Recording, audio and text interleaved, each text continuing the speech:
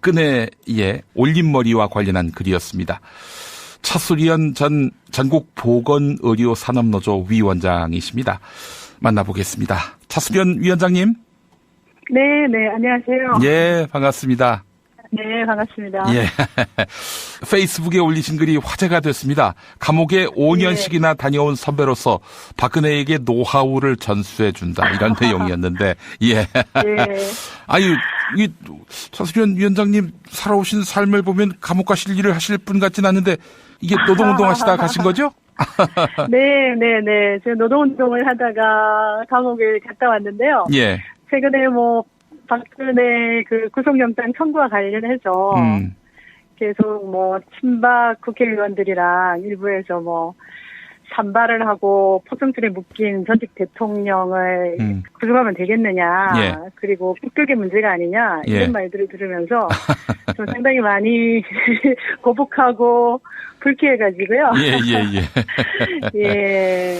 그래서 이제 한마디로 풍자하는 차원에서 이제 글을 남기신 거죠. 예. 네네.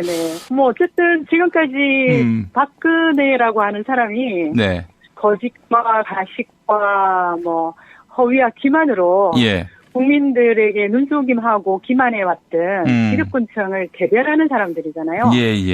네, 지금 이 사태까지 옴에도 불구하고 그런 데에 대한 일말의 반성과 그런 거 없이 또 감옥 안에서조차 그런 외모에 대한 이야기로 구속영장을 기피하려고 하는 그런 것들이 너무 좀 한심했죠.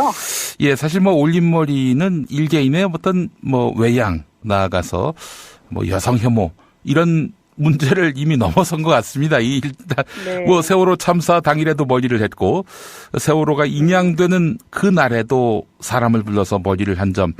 그래서 이게 굉장히 정치적인 문제가 돼버린 측면이 있는데 우선 이것부터 여쭙겠습니다. 세월호 당일에도 머리를 했다. 이 소식 접하셨을 때 기분이 어떠셨어요? 네. 저는 제가 한양대병원 노조를 할 때는 조합원이 1,300, 1,400명이었고요. 그렇죠. 보건의료 노조 위원장을 할 때는 저희 조합원이 한 4만 명이었어요. 근데 저는 1,300명의 대표를 할 때도 아침에 어떤 때는 세수도 안 하고 출근을 했거든요. 밤 근무하고 퇴근하는 조합원들 만나서 이야기하고 이러려면 새벽에 들어가고 아침에 세수 안 하고 이렇게 오는 게 습관이 됐었고요. 4만 명을 대표할 때도 정말 누구 아는 지인 한 번 만날 틈이 없었어요. 머리도 정말 제대로 감지도 못하고 얼굴 화장이라는 걸 할 생각도 못하죠. 근데 그 절체절명에 그 사람이 수많은 사람이 죽어가는데도 올림머리를 하고 있다라는 게 정말 보통의 일반 사람으로서는 도저히 용서할 수 없는 일이죠.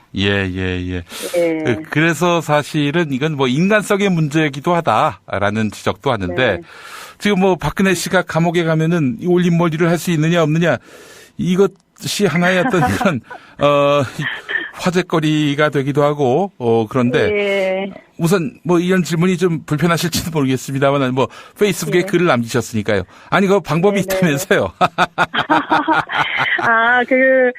사실은 감옥에 가면 바깥에서 들어오는 거는 모든들 다 목까지 들어가게 해요. 그래서 제가 2000년도에 구속돼서 서울구치소 갈 때는 알몸수색 인권 침해라 그래가지고 저희가 고소도 하고 결국 그거를 법적으로 판결도 받고 이렇게 했었는데요. 가면 모든 사람을 빨가벗겨가지고 모든 걸 다. 근데 그것도 공개된 장소에서 빨가벗게 하고 이랬어요. 그래서 제가 그걸 인권 그 문제로 고소하고 이랬었던 거거든요. 그러면 위원장님도 그런 인권 침해를 당하신 겁니까? 그럼요. 5번까지 다 당했죠. 그래서 네 번째 구속될 때 바로 앞에 사람들이 있는데 우리 다 앉혀놓고 다 앞으로 나와서 싹 다 빨가벗으라 그래요. 검찰 대기하는 그 자리에서도 그러고 그래서 제가 강력히 항의하면서 인권단체들로 구성을 해서 그거에 대해서 고소도 하고 공청회도 하고 그러면서 나중에 판결이 내리고 위자금도 받고 이랬었거든요. 그래서 그때 이후로 이제 개별적으로 칸을 하고 한 사람씩 들어가서 검색을 하는 걸로 그때 제 사건을 계기로 그때 구치소가 바뀌었었어요. 아이고 그래서 세상에. 일체 못 가지고 들어가게 하는데 들어가면 예. 이제 여자분들의 경우는 파마도 이제 오래 있으면 다 풀리고 머리 모양 그거 하고 이러니까 예. 뭐 여러 가지 자신들의 모양이나 예. 뭐 처지나 이런 것들이 굉장히 뭐 참담하고 불편하고 이런 것들도 있는데 예. 대부분 거기서는 이제 물건들 자기 영치금으로 물품을 구입하게 되면 네. 물건들이 나올 때 예. 이런 노란 고무줄이 하나씩 나와요. 달려 들어와요. 예. 그러니까 이제 그런 걸로 머리를 묶기도 하고 또 어떤 경우는 조금 굵은 고무줄 같은 것도 있고 이래서 머리 묶는 사람은 묶고 짧은 사람은 그냥 있고 이렇게 하거든요. 예. 그리고 또 되게 재밌는 게 어디서 그런 기술들이 전수가 됐는지 시술 같은 것들을 예. 일단 막 돌에 갈아가지고요. 예. 거기다가 고무줄을 엮어서 예. 핀을 만들어서 머리를 이렇게 하기도 하고요. 그 감옥원에 가면 굉장히 다양한 기술을 가진 사람들이 많이 있습니다. 그래서 예측 못했던 거 있고요. 예. 근데 남자분들 같은 경우는 갔다 오신 분들 이야기 들어보면 뭐 들어오는 요구르트를 가지고 예. 술도 만들어 가지고 막걸리도 만들어 먹고 그랬다고 그러더라고요. 그래요. 예. 근데 이제 여자 같은 경우는 그렇게 해서 다들 머리 이렇게 하고요. 예. 그다음에 이제 비콤C라는 게 있어요. 비타민. 예. 그거는 기능성 식품으로 그 당시에 반입이 됐었거든요. 예. 그럼 그게 약간 그 진갈색, 약간 그 자두색 같은 색깔이에요. 예. 그럼 그걸 침을 묻혀갖고 입술에 막 바르는 사람이 있어요. 이 캡슐을 터뜨려서? 터뜨리는 게 아니라. 예. 가에 이렇게 색깔들이 약간 색색이 되어 있거든요. 맞습니다. 예. 예, 그걸 침을 묻혀가지고 입술을 이렇게 바르면 색깔이 빨갛게 나요. 예. 감옥 안에서조차도 그렇게 외모에 신경 쓰는 사람들이 있었죠. 그리고 또 하나 재밌는 거는 예. 제가 3번은 성동구치소에 갔다 왔고요. 성동구치소? 2번, 예, 성동구치소 한양대병원이 성동구치소라 3번은 거기를 갔었고 예. 보건의료 노조 위원장 할 때는 서울구치소로 갔거든요. 예. 근데 성동구치소는 굉장히 시설이 열악합니다. 지금 어떤지 모르겠는데 예. 거의 뭐 똥통칸에 비닐로 문을 만드는 그게 있고 아이고. 그래서 겨울에도 추워서 동면제 때문에 문을 열어놓고 지내야 되는데 그때 당시에 제가 옛날 구이동 그 픽업 사기 사건 들어보신 적 있으시죠? 예. 도순자 씨라고. 예. 도춘자 씨가 그때 저랑 같이 그 성동구치소에 있었거든요. 예. 근데 어마어마하게 많은 사람들 돈 떼먹고 사기치고 들어오는 사람이잖아요. 예. 근데 그때 당시에 교도관이 이제 제가 이제 편지서로 밖에 나갔을 때 막 그 사람에 대해서 비판을 하는 얘기를 하던데. 예. 뭐 하루에 계란을 10판씩 시켜가지고. 이거는 그냥 그 교도관한테 들었던 얘기예요. 그렇게 많은 사람들 사기 쳐먹고 들어와서 하루에 물건도 막 있는 그 돈 최대한 데까지 다 시키고 계란도 해서 그걸로 마사지를 한다는 거예요. 얼굴 마사지를. 감옥에 있으면서. 예, 그 교도관한테 이야기 들은 거거든요. 그 계란들을 시켜서 마사지를 하고 그다음에 여러 사람과 같이 지내니까 그 돈으로 또 그런 물건들을 해갖고 다른 사람들한테 또 그것도 하고 이런다면서 막 비판을 하는 이야기를 들은 적이 있어요. 이게 조합 아파트 136억 사기 분양 사건에. 네, 그때 당시 엄청났죠. 야. 제가 그분을 한 2번을 만났었던 적이 있어요. 예. 재판을 가다가 한 번 만났고 변호사 접견할 때 안 만났는데 그렇게 많은 사람 울리고 와갖고도 정말 본인이 죄의식을 느끼거나 이런 모습들은 저한테 안 보여줬던 것 같아요. 한 번은 변호사 접견실에 있는데 나보고 변호사가 몇 명이냐고 자기는 변호사가 100명이다 이런 자랑을 하고요. 그리고 자기는 검사한테 조사받으러 갔어도 맛있는 거 뭐 시켜서 뭘 먹었다고 시켜줬다 이런 이야기를 하고요. 우리 같은 경우는 그런 거 상상을 못 하거든요. 글쎄 말입니다. 조사를 받으려면 완전 똥통간에 대기실에 앉아가지고 몇 시간을 하루 종일 기다리다가 조사받고 오고 이러는데 자기는 검사실에 불려가서 맛있는 거 먹었다 이런 나한테 자랑을 하는 것도 들었고 또 한 번은 재판을 받으러 가면서 같이 버스에 나란히 앉았거든요. 그러면서 저한테 뭐 오늘 나보고 매스컴 하면 탈 거라고 그분은 내가 누군지는 이제 모르죠. 자기 때문에 내가 오늘 매스컴 탈지 모른다 이러면서 뭐 자랑삼아 이야기를 하는데 딱 버스에서 내리니까 그 피해자들이 아. 그 이른 아침에 모여가지고요. 예. 그 아우성을 치는데 예. 그렇게 남에게 피해를 입힌 사람은 하나도 그에 대한 반성과 책임감이 없는 거예요. 아. 그래서 제가 그때 그 사람을 보고 참 하도 그 사람이 옆에서 그러니까 교도관이 조춘자 씨, 이분은 당신보다 훨씬 훌륭하고 유명한 사람입니다. 이런 이야기를 하도 답답하니까 한마디 던져주시더라고. 예. 아이고. 그래서 예. 제가 느낀 거는 그분들이 바깥에서 그 수많은 사람 눈물 흘리게 하고 이러면서도 오로지 자기 자신에 대한 그 외모와 이런 것들에 대해서 생각을 하는 그 우리 사회 지도층이나 기득권층들을 볼 때 치솟는 분노가 저희는 지금도 우리 딸도 그러고 저희도 그렇고 아마 대부분의 촛불을 드는 시민들이나 국민들이 그럴 텐데요. 세월호 리본만 가도 세월호 이야기만 나와도 가슴이 여기에서 뭔가가 막 올라오고 두근두근거리고 막 그러거든요. 지금도 그렇고. 이렇게까지 왔는데도 소위 말하는 친박이나 정치권 자유한국당에 있는 분들이 그렇게 말하는 거 보면 정말 우리가 너무나 어리석게 대통령을 찍고 속아왔다라는 걸 좀 알아야 될 것 같다는 생각이 좀 들더라고요. 알겠습니다. 아유, 5번이나 감옥 갔다 오셨고 박근혜가 지금 수감돼 있는 서울구치소 경험도 하시고 새벽에 박근혜 씨가 이제 구속이 됐단 말이죠. 그 이후부터 하루를 어떻게 보내는지 좀 잘 모르니까요. 좀 알려주시겠습니까? 저는 사실은 이제 전날 페이스북을 쓸 때도 구속영장 이제 심사를 받았는데 과연 어떻게 나올지 새벽까지 잠이 잘 안 오더라고요. 정말 이렇게 기각되면 어떡하나. 그런 생각을 했고 오늘 새벽에 이제 박근혜 구속됐다라는 소리를 들었을 때 제일 먼저 생각났던 게 세월호에서 그 죽어갔던 우리 아이들 이제 그 진실이 밝혀질 단초라도 이제 마련됐구나. 이제 이런 생각이 들었습니다. 그리고 사실 또 지금 떠올랐던 게 2년 전에 동아TV에 하셨던 그 성유보 선생님이 돌아가셨어요. 성유보 선생님. 근데 저는 이제 성유보 선생님 가까이서 같이 산에도 다니고 이렇게 했던 분인데 정말 그분 성유보 선생님도 그렇고 수많은 그 양심적인 분들이 그 정말 화병에 걸려가지고 맞아요. 건강을 상하고 이런 분들이 너무 많았거든요.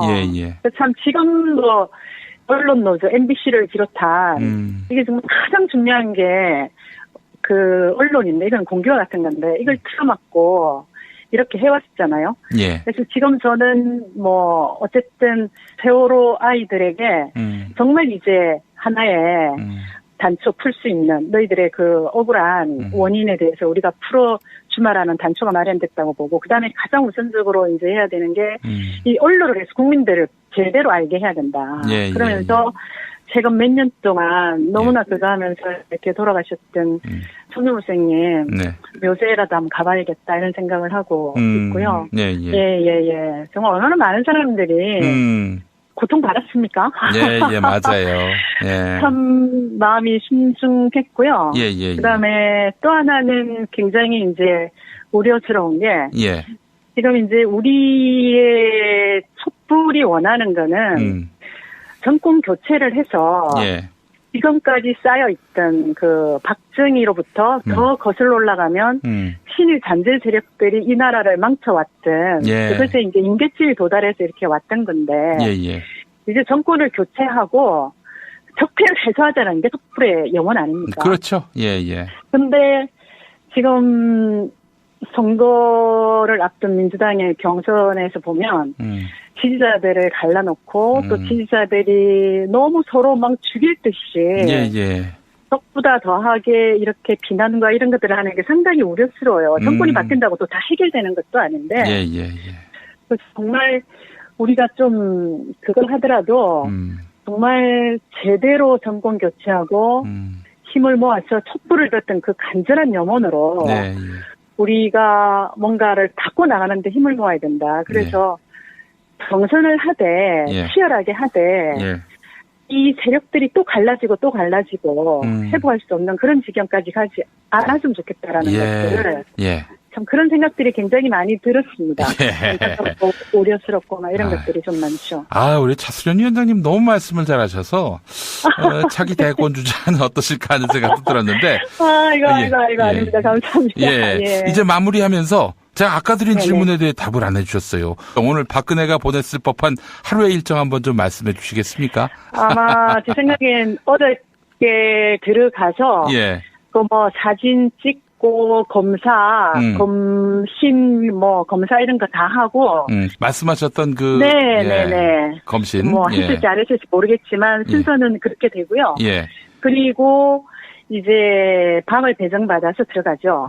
보통 독방이 1.9평인가 그런데 제가 갔을 때의 그 독방의 구조는 지금은 바뀌었는지 모르겠습니다만 거기가 정말 딱 누우면 약간의 공간이 있고 왼손 한쪽을 뻗으면 팔이 다 닿지 않을 정도 좁습니다. 그리고 한쪽은 화장실 변기가 있고 수도꼭지가 있어요.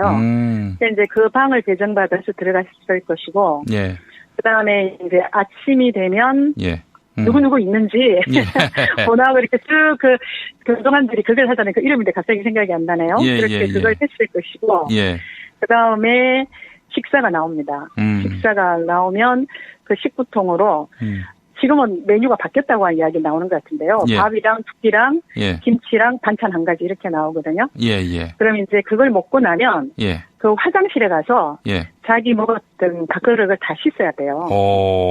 그래서 제 있을 때는 수도꼭지가 아래 달려있기 때문에 쪼그리고 앉아갖고 변기 옆에 있는 수도물을 틀어갖고 설거지를 해야 했거든요. 그렇게 하고 나면 이제 오전이든 오후든 30분간 운동 시간이 잡혀 있습니다. 운동 시간이 잡혀 있고요. 그 다음에 이제 면회가 오면 하루에 한 번 면회가 가능하고요. 그 다음에 이제 일주일에 한 번은 머리 감고 일주일에 한 번은 목욕을 하거든요. 그래요?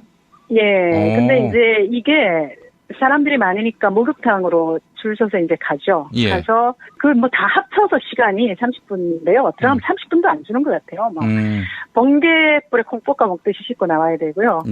그렇게 되는데 아마 일정이 구치소극이 딸리는 일정대로 아마 그렇게 했으리라고 봐집니다. 최순실을 만날 수 있겠네요, 거기서. 만나기는 어려울 거예요. 특히 이제 저희 같은 그 공안 차원들은요, 철저하게 외부 사람과 만나는 것조차도 단속을 합니다. 일반 수감자들 만나는 것도 운동 시간 외에는 거의 못 만나고요.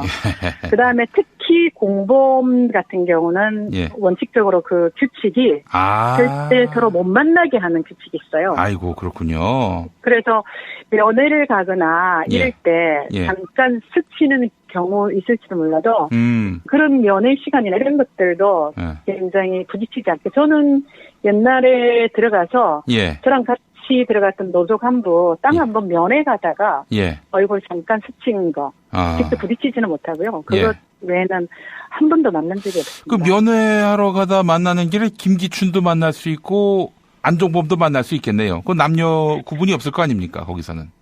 근데 면회 갈 때는 남사 여사가 따로 구분이 돼 있어요. 남사 여사. 알겠습니다. 남자랑 여사랑은 차동 자체가 틀리기 때문에 그 만날 수가 없어요. 알겠습니다. 아이고 위원장님 안 되겠습니다. 저희 한번 좀 초대를 할게요. 초대해서 실컷 우리 이제 한번 이야기를 나누시죠. 시간이 다 돼가지고 오늘 여기까지만 말씀 나눠야 될 것 같습니다. 알겠습니다. 네, 감사합니다. 들어가시죠. 우리 차수련 위원장님 함께했습니다.